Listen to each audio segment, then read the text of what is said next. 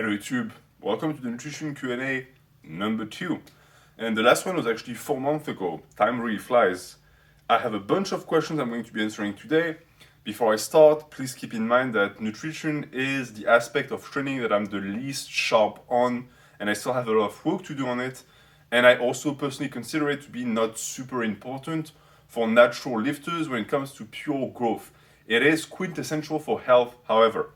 So, let's see the questions that you guys have for me today. I actually grabbed 3 that I didn't get to cover last week, so we'll start with these. Suraj Nair asks, tell us something about gflux. Consuming massive amounts of calories while burning massive amounts of calories for improved body composition. Since you are consuming massive amounts, your body might be considered to be in an anabolic environment because of very high supply of nutrients, improving body composition. But you won't get fat because you are burning a lot as well. I haven't seen many videos on this topic. Okay, so just from that, based on the information I'm given about gflux, which I've never heard of before, there's a lot of things I can say. So first off, if you look at diet from a Western perspective, we don't really have a spiritual approach to it. And I do think that it is lacking, meaning that science is important, but there's always also a cultural aspect to foods that needs to be respected, because sometimes there are elements within those elements that by themselves will be discovered by science later on. What I mean by this is that, for example, there is a saying in the East, especially in Asian countries such as China or Japan, that says that when you feed your body, you feed the disease. And in reality, what this means is that the more food you consume, the more toxins you consume, and the more of a potential you have to develop an illness down the line. And they associate that with the fact that they have an aging population that tends to stay really slim into their old age, that stays in excellent health. When you look at the average age, they tend to live very old in very good health. And so it sort of shadows the idea that you're supposed to put on weight as you age, which is a Western point of view and mindset, especially in America, where people the age of 50 or 60 think that it's normal to be overweight, which it truly isn't. So that's one thing with gflux. I already have an issue with that because consuming massive amounts of calories, even if you spend it, still means that you are ingesting massive amounts. And even if you burn the calories, that is still an amount of food that your body has to process. It goes through your bowels and everything, and it can take its toll. Be very careful with that. So that's the first thing.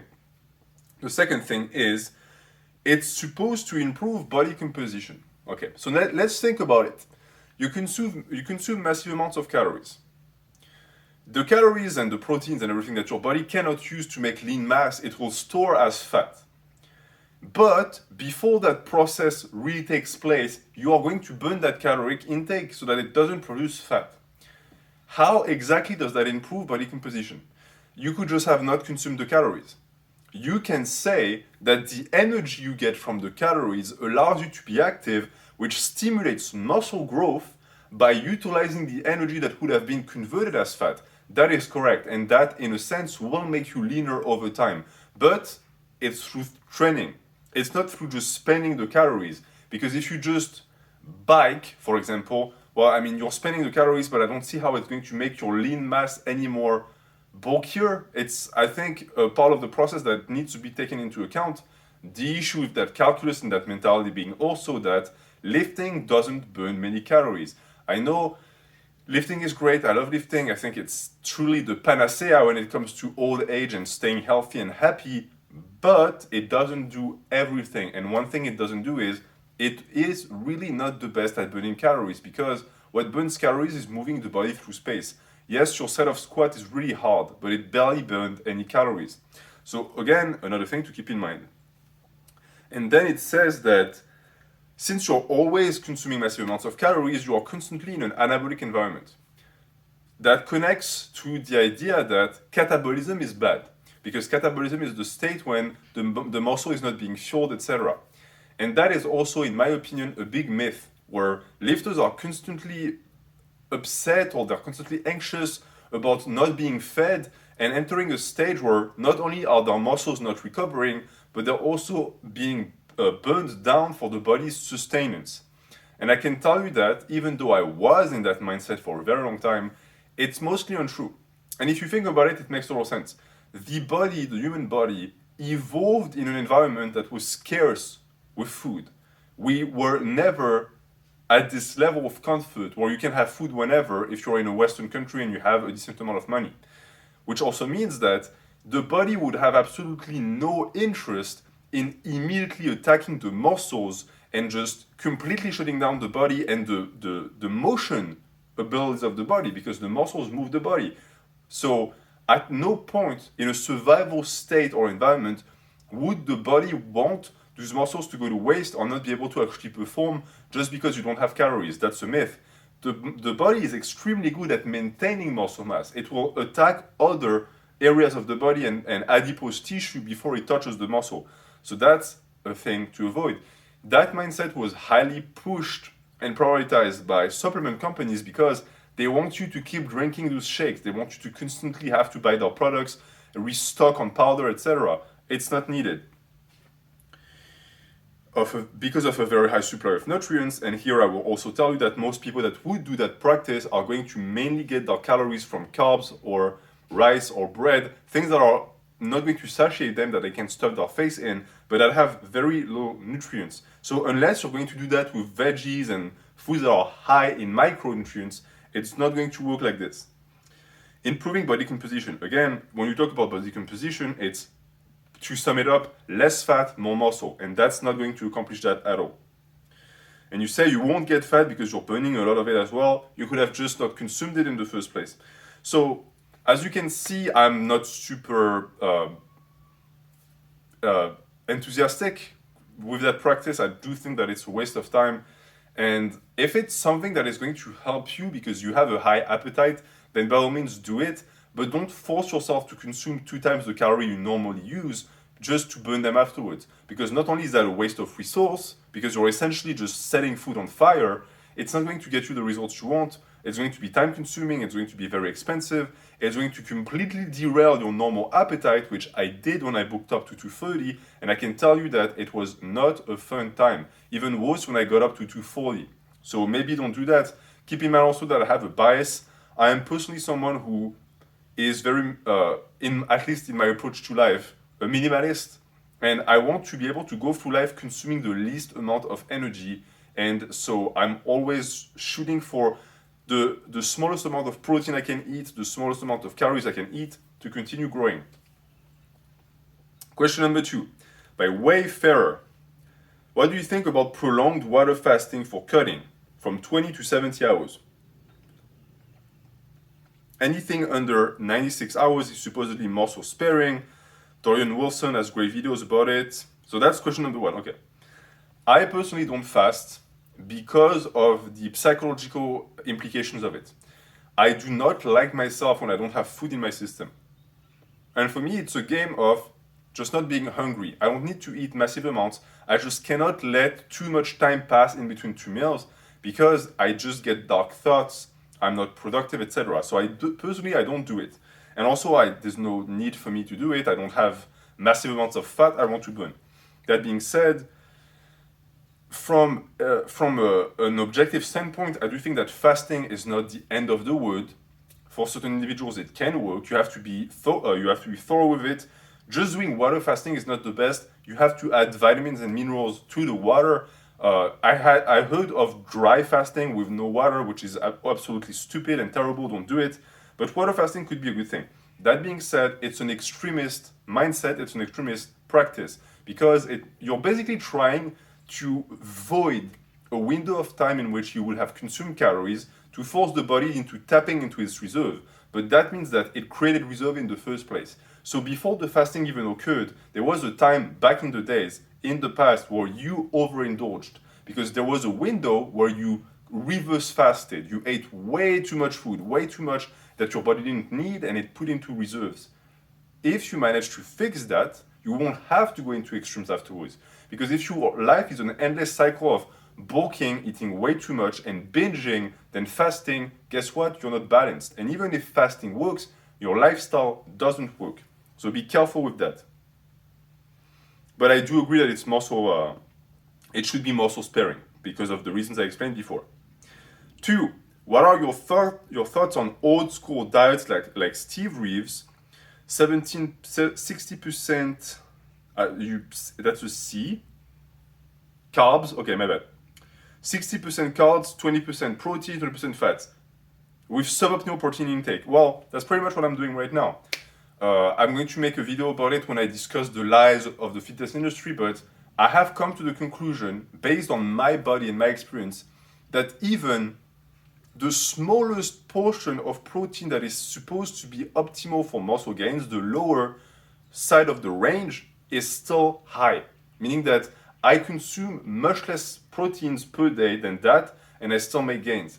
And right now, if I were to estimate, because I don't count calories, I don't count macros, I eat between 60 to 70 grams of proteins a day at a weight of 210 pounds.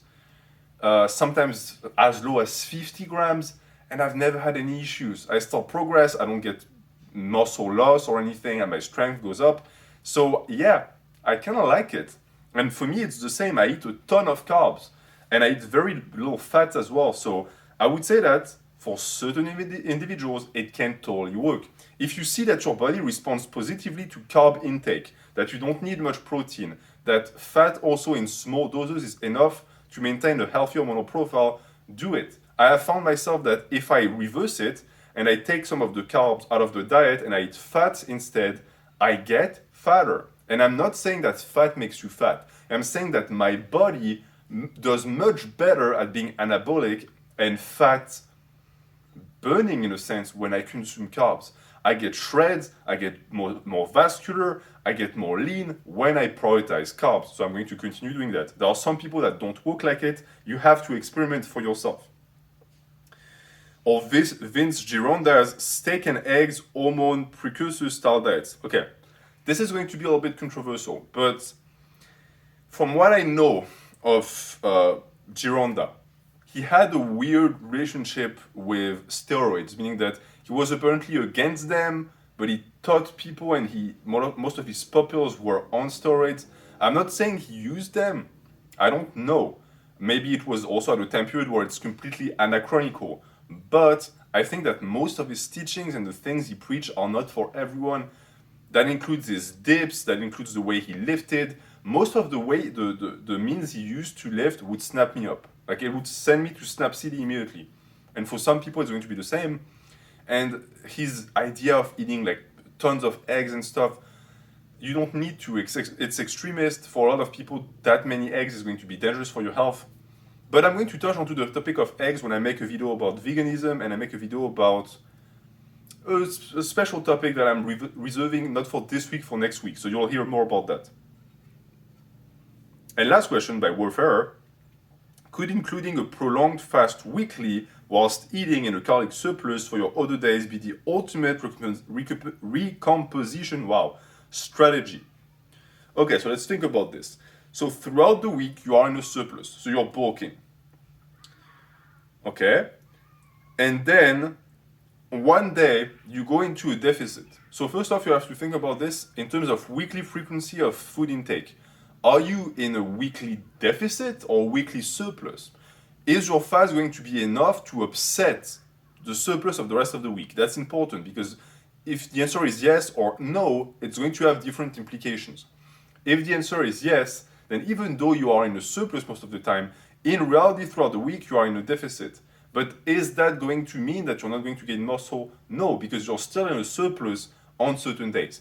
If you're in a deficit, if you're in a surplus across the board, even with the fast, I think that it's going to also have different implications, because on average, it will look like you have more of an ability to put on pounds, and it might be directly represented on the scale. What I mean by that, because I know it was confusing, if the total weekly frequency puts you at a deficit, you might most of the time be anabolic, most of the time be bulking, but if you look at the weight on the scale at the end of the week, you're losing weight. You have to do your calculus. If it's not, if you're in a weekly surplus, you're going to gain weight. And if you manage to balance that, you're going to be in a maintenance. You're not going to gain or lose weight. So, does that have an implication that even though you're technically bulking, you're actually recomping? Well, you have to think about it in terms of how many days does my body spend in a state that is in a deficit. That's why I spoke about the time and the frequency and the weekly frequency of the diet, because you're not going to be able to pack all of the time the body would have spent eating the fat reserves on a single day. It doesn't work like that. That's one thing that fasts cannot do. Just because you're really hungry, just because you're completely depleted of calories, doesn't mean that the body suddenly thinks, okay, this is now or never. Maybe you can train the body to do that if you repeatedly do that and cycle, because after a while the body will be used to having large amounts of food and then a day where there is nothing. But it's something that you're going to have to find out for yourself, because I personally have never done it. So maybe do it, give it a try, and report back. But I would say, just to finish with your phrasing, I wouldn't call that the ultimate recompensation strategy, because someone like me would be miserable. I'm much happier eating at maintenance throughout the week. And if I got myself into a bulk state most of the week, then had a day where I couldn't eat, it would be the end of the wood. So it really depends on your own personal inclination. Third question, Jacob Weston. I've been bodybuilding for 5 years, only really paying attention in regards to training and diet for the past 3. Like most, my goal was to gain muscle. I fell for the bulk cut cycle like most beginners, finding it easier to gain weight I didn't need than cut weight. Okay, so basically he's telling me his story. Okay.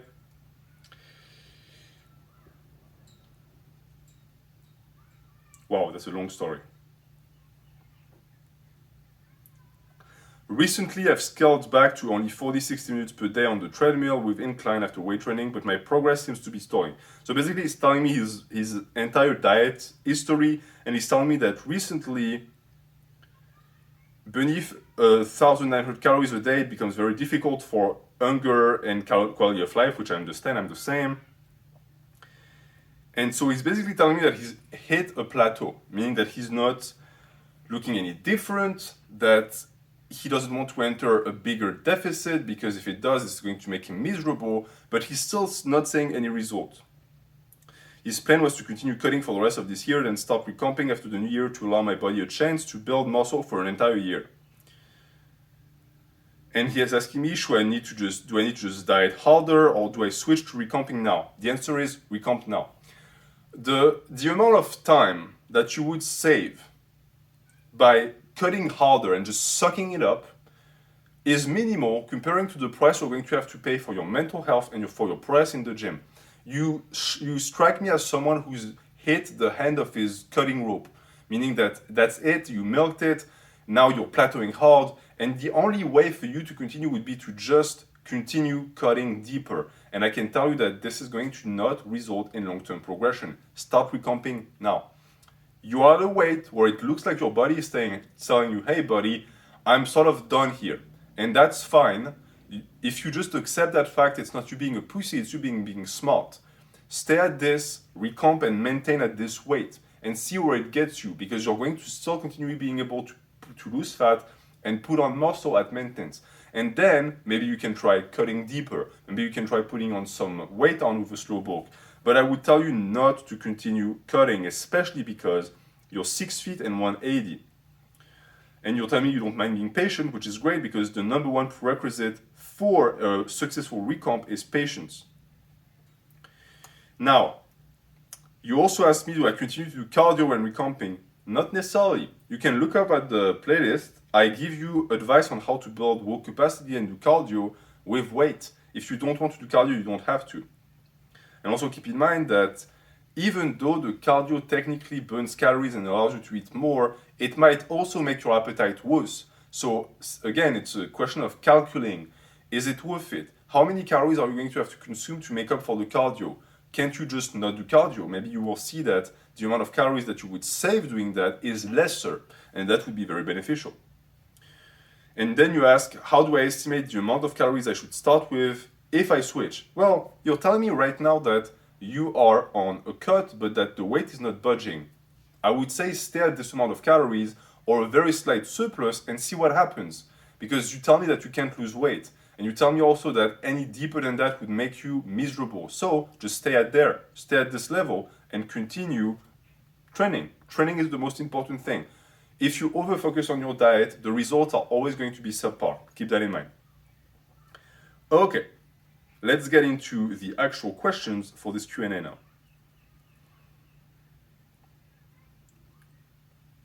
And if you have any questions, just as an apart, if you have any questions, I know I speak fast. Don't hesitate to ask me to actually develop in the comments. Inaki Barmacera, please make a video about your opinion on coffee and green tea. Do you consider them beneficial? When and who should consume them? Okay, I have a full video planned on stimulants, coffee, pre-workouts, tea, and all of that good stuff. So I'm not going to spoil too much, but I would tell you to be extremely careful with these things because too many people think that they are fully beneficial or they refuse to accept the fact that they are addictive. Coffee is the worst culprit. Too many people don't realize it, but if you took coffee away from them, they couldn't function properly because their adrenal system only responds to caffeine intake, and that's not normal. I work with these people and I'm trying to spread the word, but when I wake up at 7 a.m., by 7:15, 7:20, I am ready to work. I don't need coffee. I just need to let my body just clear the fog and then I'm ready to go. These people, if they don't have coffee, they go nowhere. And that's not normal. It means that the ability of your body to produce the hormones that get you going have been completely replaced by the intake of coffee. And that sounds extremely similar to PED intakes. People who take PEDs cannot produce their testosterone anymore, and without the syringe, they can't actually be anabolic. You're sort of doing the same thing, but with your productivity and your energy levels. So be careful, or in small doses that you can control, and you need to purge yourself. You need to take breaks once in a while. You need to spend a week or two every 2 months without any caffeine. That's very important. But as I said, I will actually go in details when I make the video. Hephaestus, what foods are considered superfood in your opinion? Well, superfoods are a meme. You need to understand that. It's a marketing tactic. There's no such thing as a superfood. There are, however, foods that are highly beneficial in terms of nutrients, meaning that in their base state, on the label, they are supposed to be wielding high amounts of micronutrients. And I insist on the micronutrients because, for the most part, foods that are qualified as super tend to be on that side. You never hear that for proteins or fats. You never hear, oh, that food is a superfood because it has a massive amount of carbs. No, the reason why people hyper-focus on superfoods is because they give you the nutrients that tend to be scarce in other areas of your diet. Because no one has ever had an issue finding enough carbs in their diet. I mean, carbs, you can eat them all day, every day. Same for fats. Proteins, some people have problems, vegans especially, but in reality, if you just think about it, especially considering the low amount of proteins you really need, you'll be fine. That being said, it's not the same for vitamins and minerals. The one thing I would want you to keep in mind is these are not magical foods. They're not going to make you shredded. They're not going to make you more muscular. Those don't exist, okay? Things that you ingest that make you more jacked, it's called steroids, it's called Debo, okay? They're pills, it's not actual food.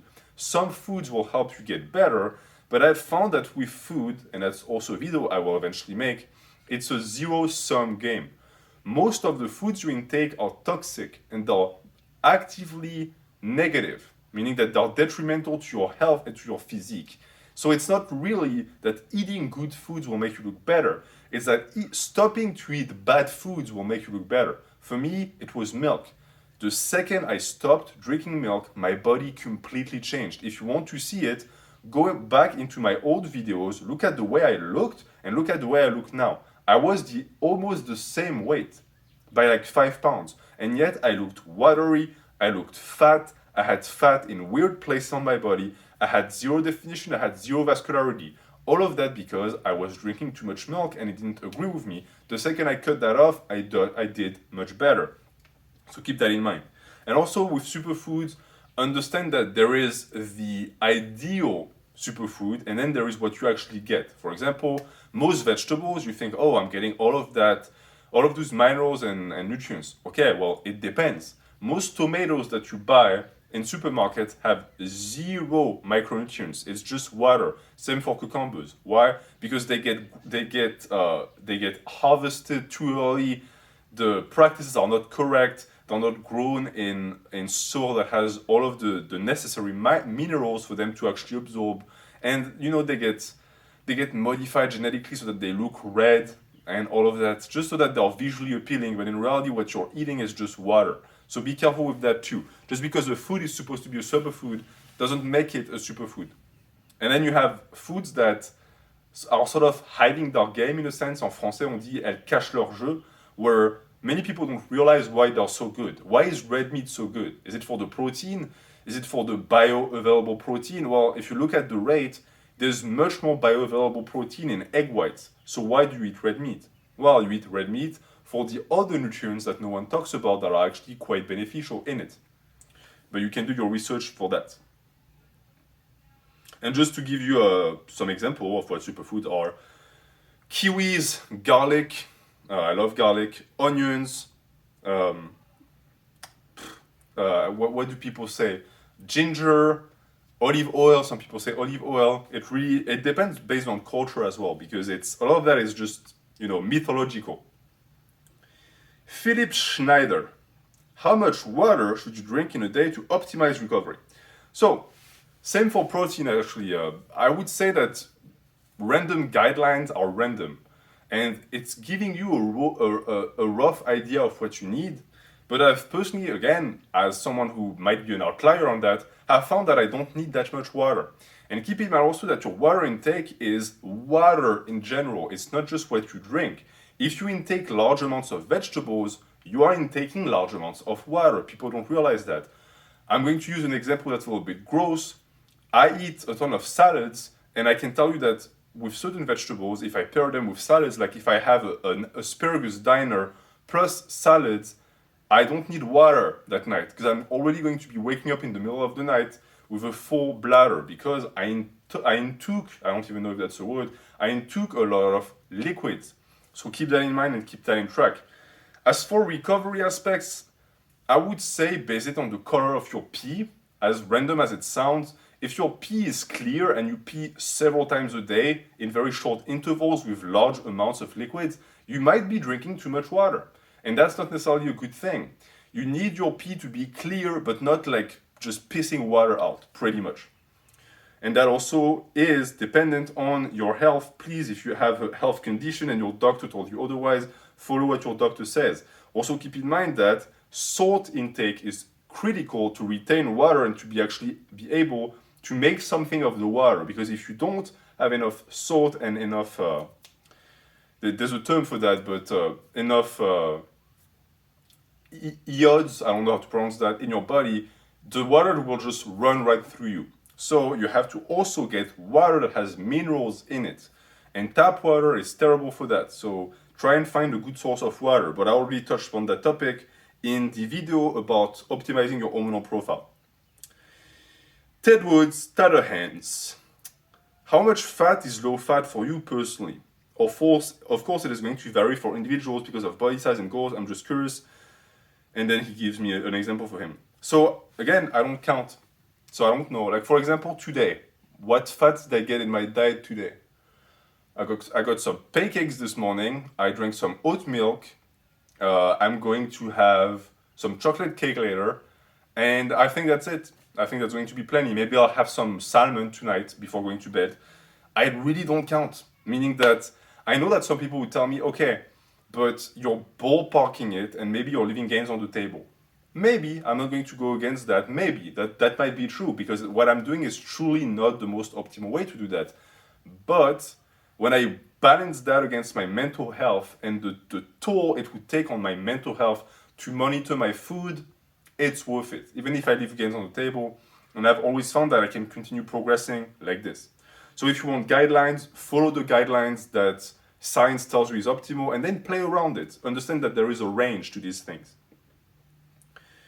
Hephaestus, can macros change your body composition in any major way? Like an excess of carbs or fat would cause any increase in body fat percentage? I know it's dumb, it's a dumb question, but I feel like people often get confused about it.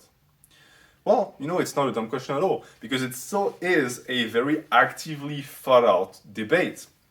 Some people will tell you that a calorie is a calorie, and that if you eat, and that's random, but 200 grams of carbs and 50 grams of protein and 50 grams of fat, or the same amount of calories but with 100 grams of fat, 100 grams of proteins, and 100 grams of carbs, it would still result in the same body composition. And I say bogus. I think that's nonsense. It makes absolutely no sense when you think about it, because different people are going to be more prone to consuming different things.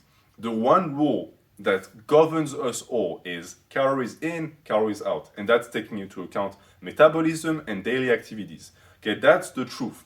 No one exists outside of that truth, even if you have a medical condition that makes your appetite worse, or it makes it so that your metabolism is now super slow, doesn't change the fact that it still has to do with the amount of calories you intake when it comes to gaining weight or losing weight. But then the type of weight you gain or lose is important, because for me, if I replace all of my calories by milk, I'm going to be gaining weight, but that's not going to be calorie weight, it's not going to be quality weight, it's going to be water weight, and it's going to be fat. Even if I take my time, even if I do a very slow bulk, it's still going to be fat, because it doesn't agree with me, the food in itself doesn't agree with me, and the worst part about it is that it's high in fat, and I really don't need that in my diet. So that's something to keep in mind. So yes, it would change any increase in body fat percentage. And I would tell you again to do your research, because the people who tell you that it's a similar guideline for all of us humans, the problem with that is that they're selling a one-size-fits-all method. And that tends to not work, because you are special. And even though you are human, you're the same species as I am, you are still special. You have your own set of DNA, you have your own ancestors, and you have your own ways. And the only person that can find those ways, the ones that work for you, is you. So you're going to have to experiment. Blade strike. How do you structure your meals in relation with your training days? I do upper lower rest, upper lower arm rest. For example, carbs help with presses. Does this mean you need to up the volume before, during, or after the days you train? Assuming the most intense days are lower body days with heavy squats and deads, should these days contain the biggest, most protein-heavy meals, or the day after? Okay, extremely important question. The timing of your diet is important, and I do it personally. I do it instinctively, but I still do it. So, and by instinctively, I mean that I don't plan it, I just know when it's time to do it. So one thing I want to correct first. Carbs help with presses. Carbs don't help with presses. Carbs help gaining weight, which help with presses. It's different. Just because you consumed heavy carbs on a day where you do press doesn't mean that you'll do better. Your body has absorbed the energy of the carbs, but it's not consequent enough to build enough fat storage to make your leverage better and to make you heavier for the press to be better. It would be consuming carbs for a long time and then getting bigger presses. And I would actually say that you should be consuming the most amount of carbs on lower body days, because that's when you need the energy. That's when you need the energy directly from fast active sugars, or rather long acting sugars. I don't know how to say that in English really. En français, we say les sucres rapides et les sucres lents. So sucre rapide is quick sugar. It's like orange juice or chocolate. And sucre lent is slow acting. So it's rice, it's bread, it's potatoes, etc. Things that are going to help you stay energetic on the long run. Because lower body days tend to be more demanding in caloric intakes and in just energy altogether. Which also means that if you want to play around with your caloric intakes, you could have lower calorie days on presses and higher calorie days on lower bodies. The only issue with that is, because you need so much energy to be able to perform the lower body days, it means that you're going to need a lot of energy afterwards the day after to recover. But the problem is that if you do an upper lower, the day after the lower is an upper. But that's the day where you're supposed to be low calories. Well, that's when the protein intake comes into play. You can have most of your carb intake on the lower day, because it's going to boost the caloric intake. It's going to keep you full, so you won't be hungry by the time you have to do your heavy set of squats, which we all know is a massive bummer. and can actually kill a workout. And then on the upper day that follows, where you won't need as many calories, you can eat more proteins. It's going to satiate you so you're not hungry either. And you go into the workout and you perform fully recovered. That's the way I personally do it. And that's the way that I advise people to do it if they do an upper lower.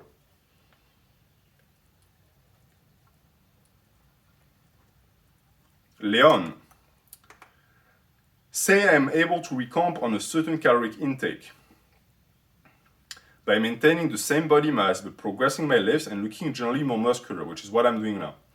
If I stay on that caloric intake, will I be infinitely converting my fat into muscle until I have none left?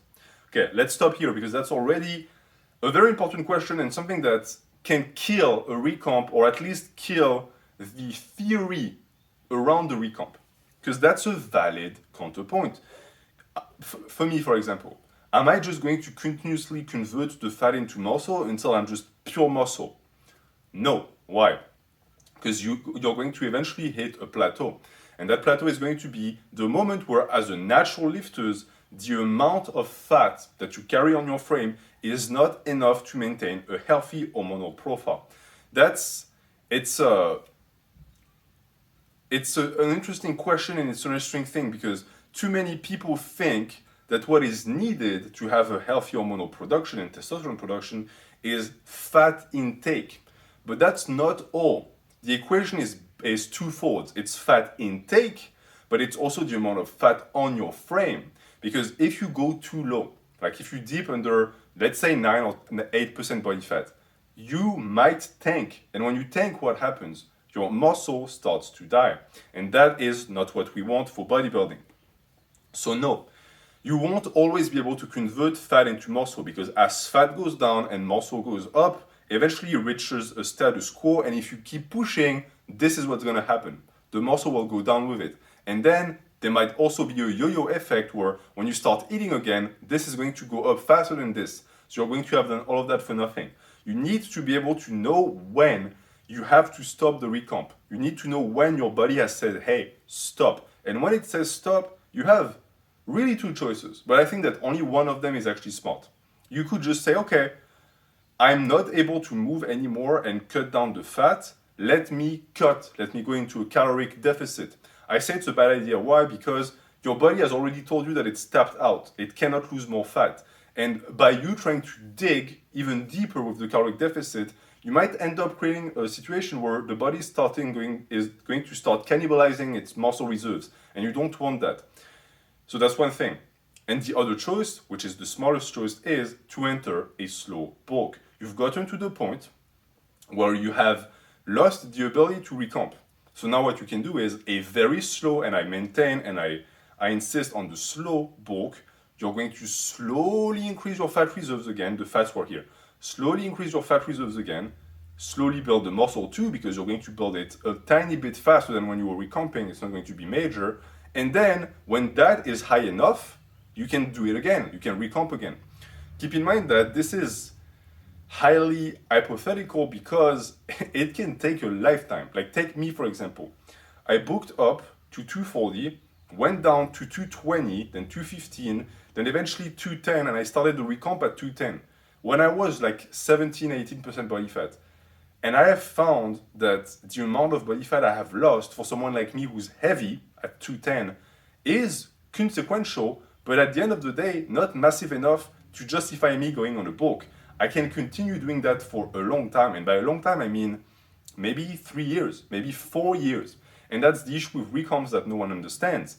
It's a game of patience, and most people have much more fat on their frame than they actually know. And so when they recomp, they don't see the changes that they want. And so they think, oh, the recomp is not working because I don't have enough fat. No, it's that you're not patient enough. Let the time for the fat reserves to be turned into muscles. And by turned into muscles, for people who don't understand, I'm not saying that fat becomes muscle. The two tissues are not related. I mean that because you stay at the same caloric intake and that you're training your muscles, your body is going to continuously repair the muscle fibers. And because you stay at the same weight, what is going to happen in your body is a slow transformation, a slow recomping. While the fat reserves get drained tiny bit by tiny bit, the muscles get bigger tiny bit by tiny bit, so you're trading one for the other. So that was your first question. In addition, if I decide I want to gain some muscle mass, is it possible at all to do with no increase in fat mass? If so, well, yes, that's a recomp. You just described the recomp. But if you bulk, if you are in a surplus, by default, you're going to gain fat and water. There is no way around that. If so, what is the logic behind a specific percentage surplus, say your suggested 10%, being the one that is going to help me do that? Very good question. Two actually incredibly important questions because not enough people talk about that. So what is the mindset and the logic behind the bulk? You're giving your body more than it needs, okay?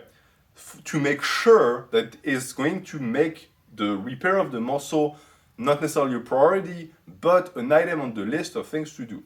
I say that and I insist. It's not a priority. Just because you eat more doesn't mean that your body is suddenly going to think, oh, I have more, let me use it for muscles. No, no, no. It's still going to put a bunch of that into reserves, aka fat.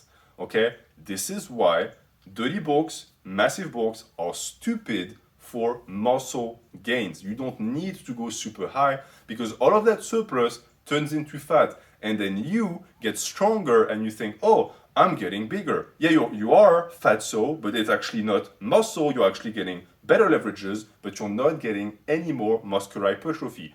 So what you want is to actually unlock that surplus with enough of a surplus that you actually are in that state, but low enough to give enough of a chunk to the body to turn it into fat. Meaning that it can be lower than 10%. But the issue is that too many people are in that mindset of, I want a sizable surplus because I want sizable gains. I do think that it's misguided. You can do very slow increases in your percentage of caloric intake and see good results. It's just that you're not going to see the scale shoot up, you're not going to see your lifts skyrocket, but in the long run, it is going to be better progression. And then you ask, has there been research done on the point at which the body cannot utilize any more calories for building muscle? Yeah, sure. I think you can find those things. The issue is that most of the ones I found, I disagree with. Because they tend to just not make any sense. I mean, why would the body require 25% extra percentage of calorie for you to build muscle? To me, it's just, the research tends to be poorly done. And that is going to be, I think, it for the day. There's another bunch of questions that I'm going to be posting under that new Q&A number 2 that I will get to in Q&A number 3. I hope that this was informative. If you have any questions, again, let me know. Keep in mind that my approach of nutrition and diet is not the same as most. I'm a bit of an eccentric in that, but I hope I was able to build and bring a little bit of wisdom into your approach as well. Thank you for watching. Have a good day.